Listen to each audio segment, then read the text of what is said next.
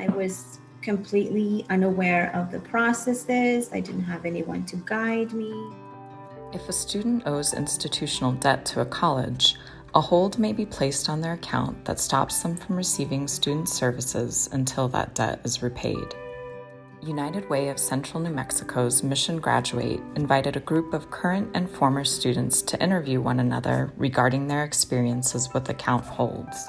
I think it was my student loan that was the problem that I got the bursar hold on. They already approved me for the scholarship. The communication just wasn't there. I found out about, it was a month into the semester, they're putting a hold on my account. There were multiple reasons the students highlighted for experiencing holds, including funding distribution issues, lack of clarity about the consequences of stopping out, and financial aid caps. My hold was because I registered for classes, but the funding from the program hadn't come through.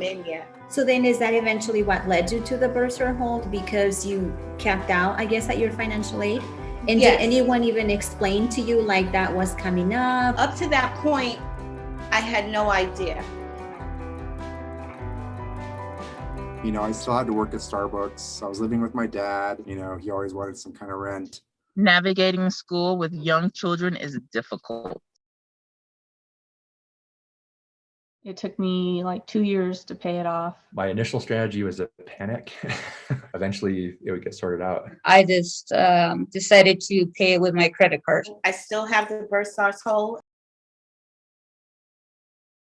Bad credit, you cannot receive an earned diploma, cannot apply to colleges or higher education. I had applied for a job at the police station for a file clerk, and they needed my transcripts and I couldn't get them at the time, but I didn't get the job. Also, just the mental health of the student and the family. Well, I work in a grocery store, so We didn't receive our diplomas in time for like the virtual graduation, so my kids made my diploma. Oh. My main thought was, okay, find a job in your career field that you want to go to school for.